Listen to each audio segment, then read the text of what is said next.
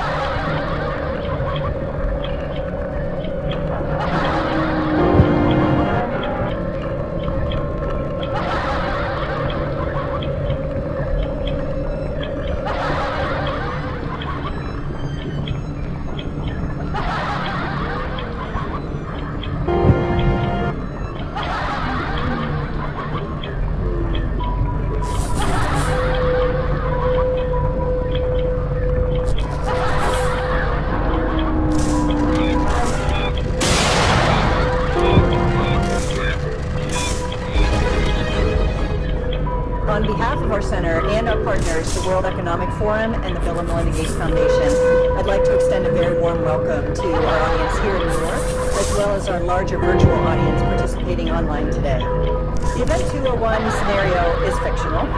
Today's scenario is going to simulate meetings of a multi-stakeholder group called the Pandemic Emergency Board. Where to start?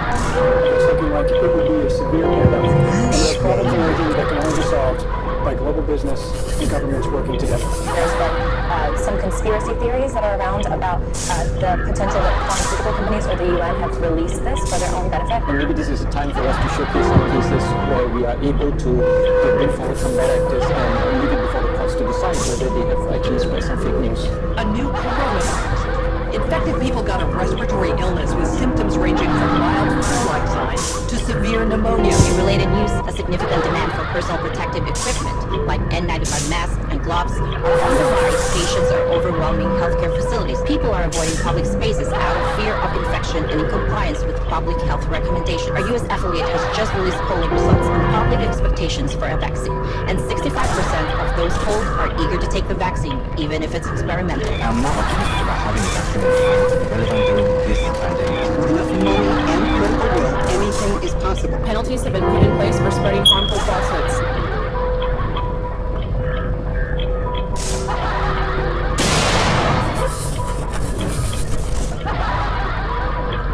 Including arrest. If the solution means controlling and reducing access to information, I think it's the right choice. What exactly are the risks and benefits of staying home from work? Absolutely, we need to save lives, but we literally cannot afford a heavy-handed response that suffocates our economy. The world saw large-scale protests and in some places riots has led to violent crackdowns in some countries and even martial law. State activated the foundation's strict plan to introduce martial law, a predominant method for direct control of the citizenry. In this plan, they disguised as an academic scenario, as they called it, the method they would use to gain complete prison-like control of the entire population was to infect them with a devastating biological pandemic under the guise of protecting us from this threat. Their final solution, a prison state. The prison state that they need to keep it open. Following is proof that the deep state is behind these viral pandemics. From the deep state, the international pandemic isn't even a high-tech operation. It's a bad operation. It's easy. A simple vial of Ebola, SARS, MERS, Spanish flu, and whatever they come up with a secret is all they need to bring the world into their total control. It's not only a great reset, it's a great deception. Replacing mum and dad, small businesses and private enterprises with big tech and big business. Democracy and free enterprise go out the window, totalitarian government control slides in through the back door.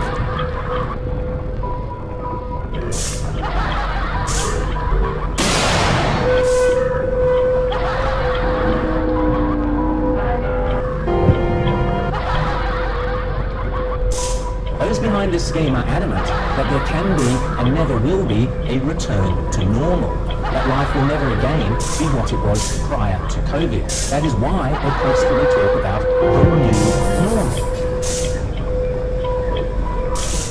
The World Economic Forum meets every January in Davos. You'll have heard of the expression Davos man. It refers to all the zillionaires and pop stars and Pope.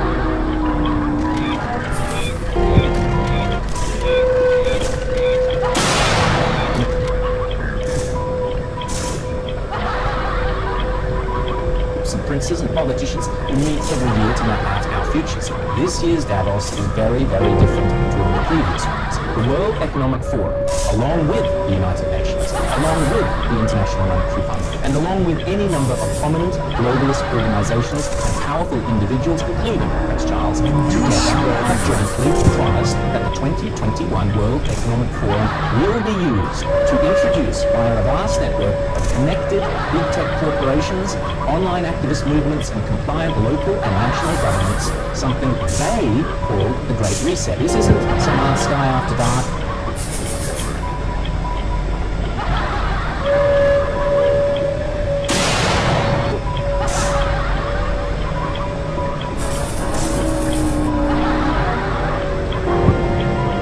Fantasy conspiracy theory. It is a global commitment they have made to use the panic and fear generated by the coronavirus as a means to reshape all our economies and laws and move to a new form of capitalism that focuses on net zero emissions. You might think this is a great thing. You might think this is a terrible thing. If implemented successfully, the Great Reset will undeniably and deliberately have extreme and possibly dire repercussions for every single one of your constituents. Already, the Great Reset has been widely advertised on posters and in ads across the UK and Europe, and no doubt will be here before too long. You'll own nothing and you'll be happy is just one of their marketing slogans. The plan involves replacing shareholders with companies with stakeholders who happen to be left-wing bureaucrats and climate change zealots. Replacing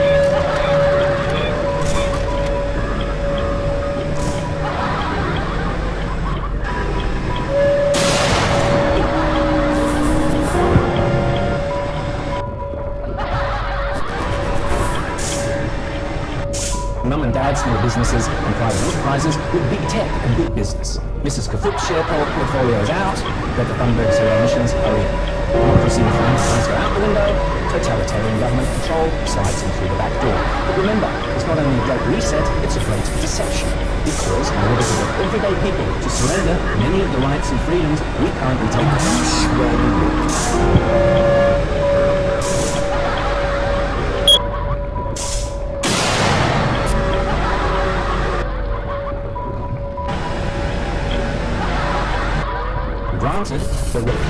stated aim of these organizations is to deliberately use COVID as an excuse, to use all of the political and authoritarian tools, as Prince Charles puts it, that are currently being used around the world to eradicate the virus, such as lockdowns, exclusion zones, forced closure of businesses, heavy fines, making protesting illegal, and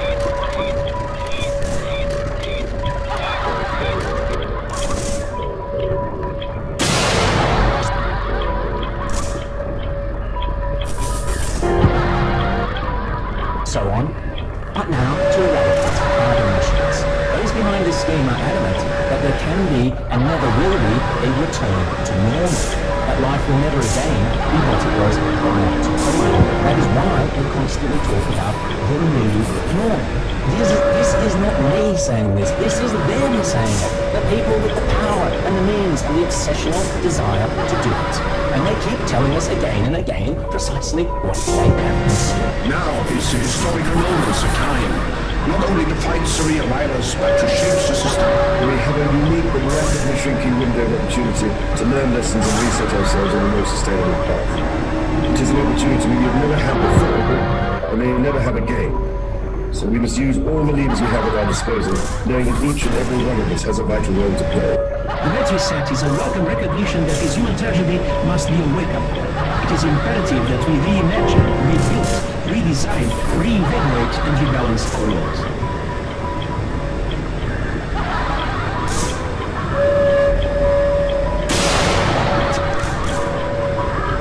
When you swallow rebalancing investment, harnessing science and technology, and advancing the transition to net zero emissions, all elements of the Great Reset are fundamental to building the future we need. And if it's still not clear, the book written by World Economic Forum boss Klaus Schwab himself, setting out precisely how the most powerful forces in the world are lining up to use the COVID-19 crisis as a pretext for introducing a new climate change-focused one world economy that will strip away property rights and basic democratic rights. They are not hiding this stuff, they are shouting it from the rooftops. The World Economic Forum boasts on its website that the only acceptable response to the COVID crisis is to pursue a great reset of our economies, politics,